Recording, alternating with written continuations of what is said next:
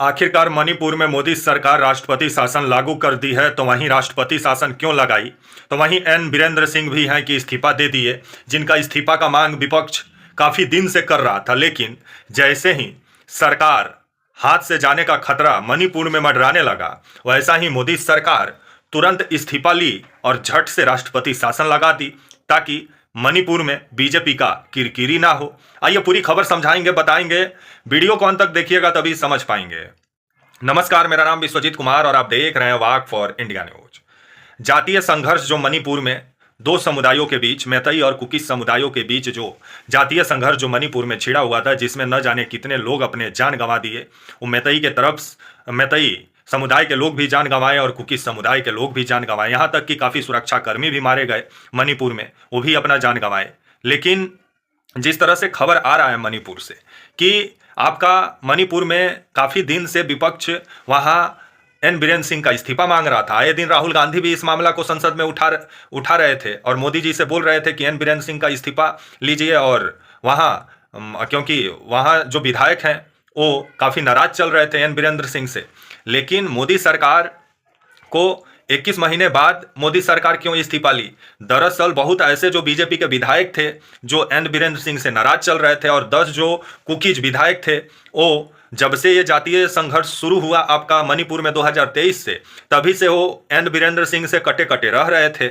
जिसके बाद से 19 जो विधायक हैं बीजेपी पार्टी के, वो मोदी जी को लेटर भी लिखे कि ये जितना जातीय उन्माद जो फैला हुआ है, तभी इसके पीछे जो है आपका एन बीरेंद्र सिंह जो हैं, उनको जब तक नहीं हटाया जाएगा तब तक यहाँ का माहौल शांत नहीं होगा। क्योंकि कानून व्यवस्था को संभाल पाने में पूरे तरीके से नाकाम साबित हुए हैं एन बीरेंद्र सिंह, जिसको लेकर के बीजेपी को लगा। और अभी बजट सत्र आने वाला था मणिपुर का भी, और बजट सत्र में ही अविश्वास प्रस्ताव लाने का तैयारी किया गया था एन बीरेंद्र सिंह के खिलाफ विपक्ष के द्वारा। जिसके बाद से खबर आया कि आनंद फानन में बीजेपी तुरंत आपका एन बीरेंद्र सिंह को बुलाई आपका दिल्ली, और दिल्ली बुलाने के बाद से अमित शाह बोले होंगे कि इस्तीफा दीजिए, क्योंकि आपकी वजह से बड़ी भद पिट गया मणिपुर में।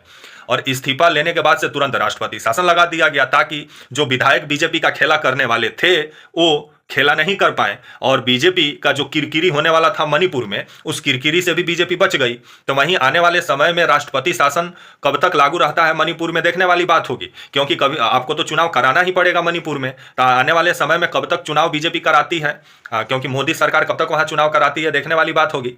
तो वहीं बीजेपी के काफी विधायक जो थे वो एन बीरेंद्र सिंह से नाराज चल रहे थे, और ये जितना विवाद का जड़ एन बीरेंद्र सिंह को ही मान रहे थे, जो जातीय उन्माद जो फैला मणिपुर में। और क्योंकि एन बीरेंद्र सिंह का कुछ बयान ऐसा दिए जिसके बाद से ये आग में और घी डालने का काम किए, और जिस वजह से कुकीज जो समुदाय के जो विधायक थे वो एन बीरेंद्र सिंह से कटे कटे रह रहे थे, और एन बीरेंद्र सिंह का इस्तीफे का मांग वो कर रहे थे। लेकिन मोदी सरकार नजरअंदाज कर रही थी। जब 19 विधायक मणिपुर से मोदी जी को लेटर लिखे, तब बीजेपी को समझ में आ गया कि अब ज्यादा दिन तक एन बीरेंद्र सिंह जो मुख्यमंत्री थे आपका मणिपुर का, इनका बचाव करना बीजेपी के लिए महंगा पड़ सकता है। जिसके बाद बीजेपी मणिपुर में खेला की, और खेला करते हुए जो विधायक बीजेपी के साथ खेला करने वाले थे उनका खेला बीजेपी चौपट की, क्योंकि एन बीरेंद्र सिंह का इस्तीफा लेने के बाद राष्ट्रपति शासन लागू कर दी। जिसके बाद से जो विधायक पलटी मारने वाले थे और जो अविश्वास प्रस्ताव के समर्थन में जो बीजेपी के विधायक वोट देने वाले थे, उनका खेला पूरे तरीके से चौपट हो गया, और अभी राष्ट्रपति शासन लगा हुआ है मणिपुर में।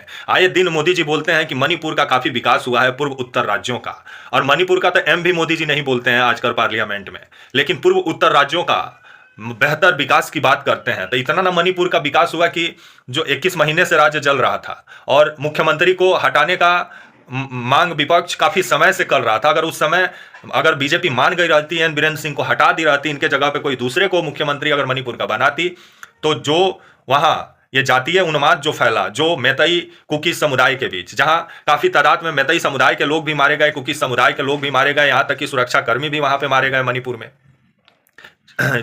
जिसको लेकर के मोदी सरकार पे सवाल भी खड़ा कर रहा था विपक्ष, और आए दिन मोदी सरकार से जवाब भी मांग रहा था। लेकिन मोदी जी मणिपुर का एम भी नहीं बोल रहे थे। अब जिस तरह से दिल्ली से खेला हुआ है कि मणिपुर में अब राष्ट्रपति शासन लग गया है, तब तक के लिए आप मुझे इजाजत दीजिए, और आप हमारे channel walk for India news को प्लीज लाइक और सब्सक्राइब और शेयर करना ना भूलें। तब तक के लिए नमस्कार, जय हिंद, वंदे मातरम।